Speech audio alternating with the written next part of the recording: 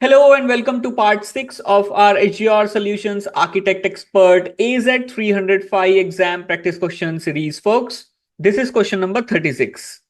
A company plans to implement an HTTP-based API to support a web app. The web app allows customers to check the status of their orders. The API must meet the following requirements: implement Azure functions, provide public read-only operations, prevent write operations. You need to recommend which HTTP methods and authorization level to configure. What should you recommend? Now, the first part of the question is talking about HTTP methods, and your options are API methods, get only, get and post only, get, post, and options only. Folks, you should use the get HTTP method in this case, as it is typically used for retrieving data without modifying it, and there is a requirement in the question to prevent write operations.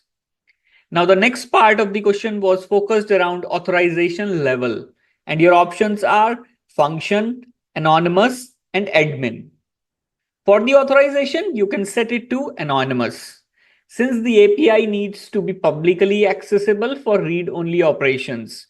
This will enable any user to access the API without providing a key, allowing them to check the status of their orders as required. Both the other options require passing some sort of key, which is not ideal or a practical solution for this use case. Next question. Your on-premise network contains a file server named server 1 that stores 500 GB of data. You need to use Azure Data Factory to copy the data from server 1 to Azure storage. You add a new data factory. What should you do next? Now, in the questions, the first part is what should you do from server 1? Your options are install an Azure file sync agent, install a self-hosted integration runtime, install the file server resource manager role service. Folks, you will have to install self-hosted integration runtime.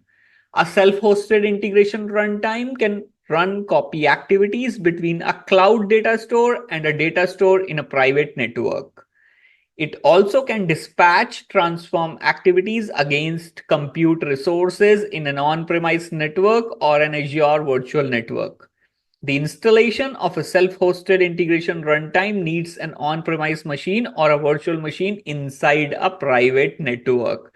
That is the reason to choose self-hosted integration runtime installation.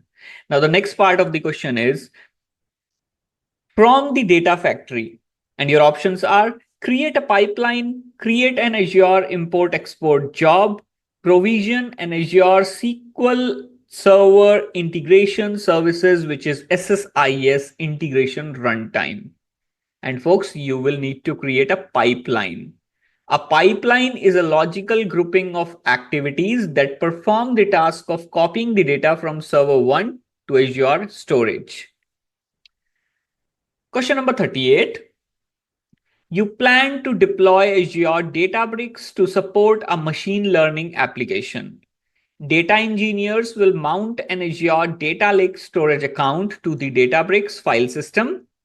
Permissions to folders are granted directly to the data engineers.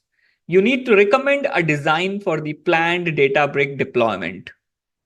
The solution must meet the following requirements.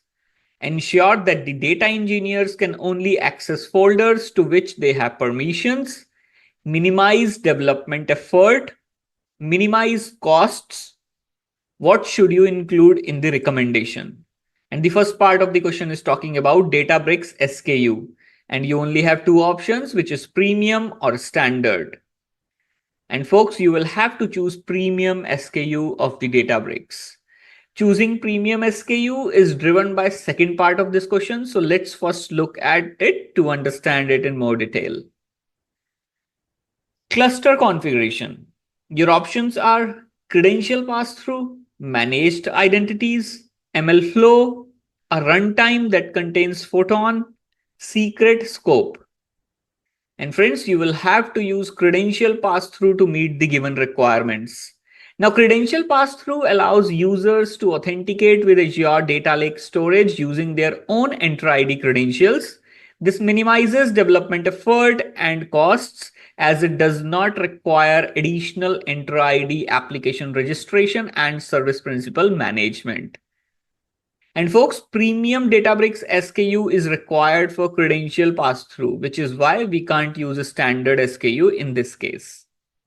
Next question.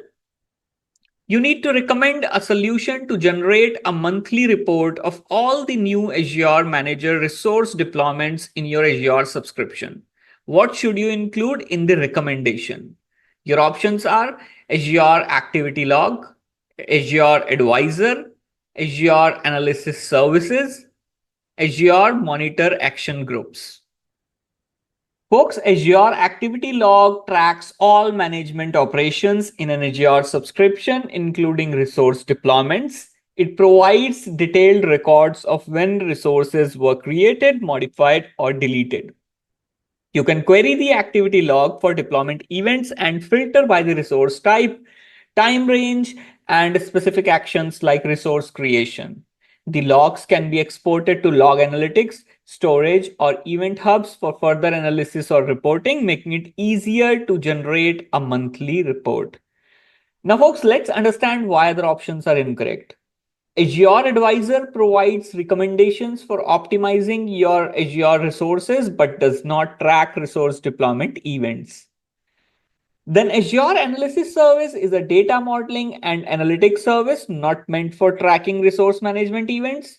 And the final option, Azure Monitor Action Groups, triggers notifications or actions based on Azure Monitor alerts, but they don't track resource deployments.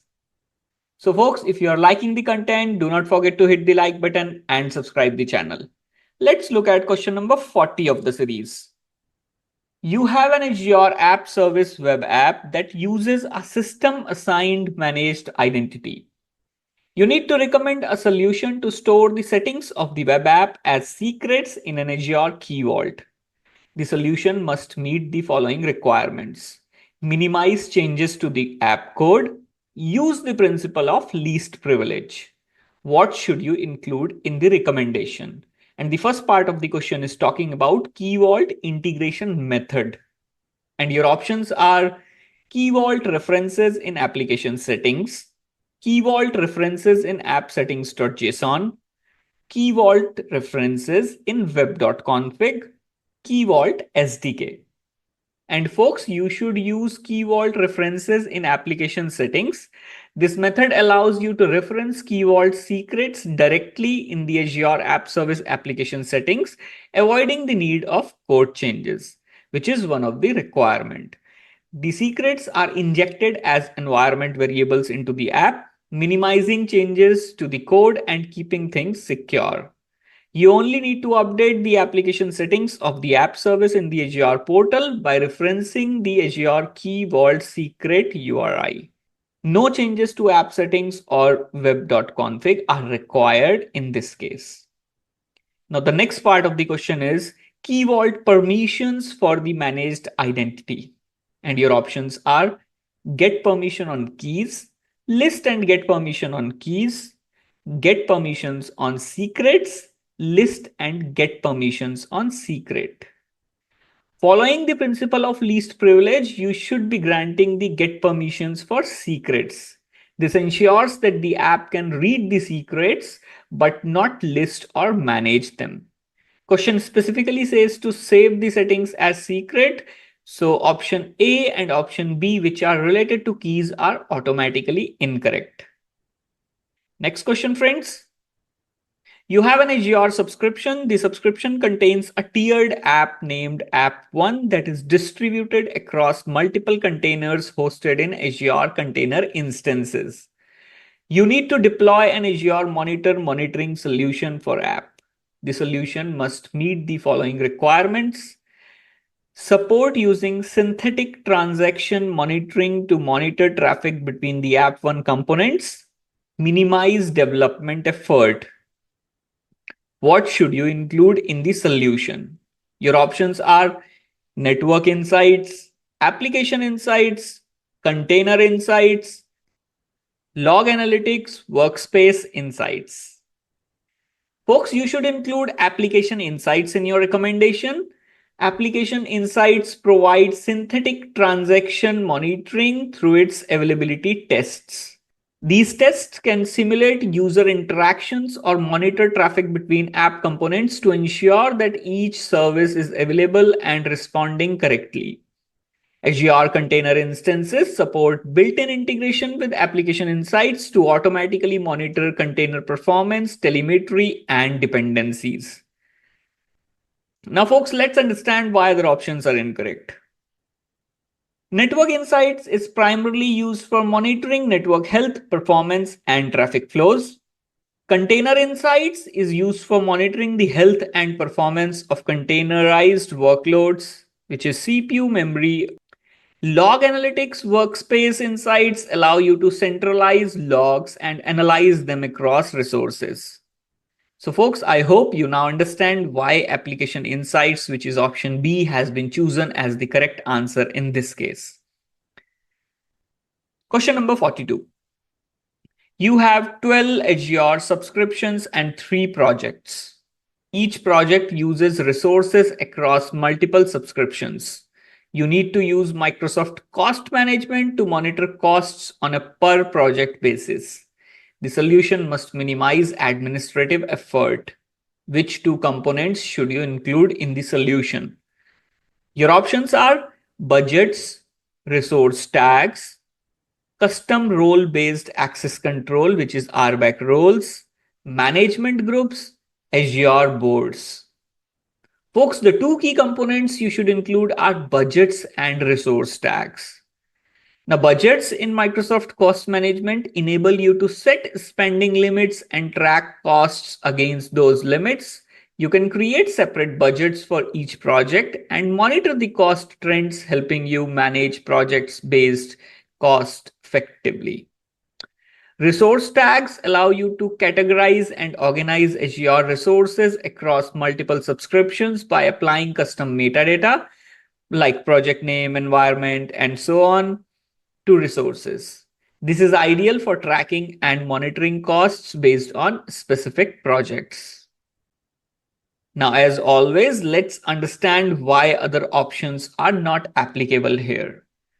Custom RBAC roles can be used for managing permissions. They are not directly related to cost monitoring. Azure management groups provide a level of scope above subscriptions. You organize subscriptions into containers called management groups and apply your governance conditions to the management groups.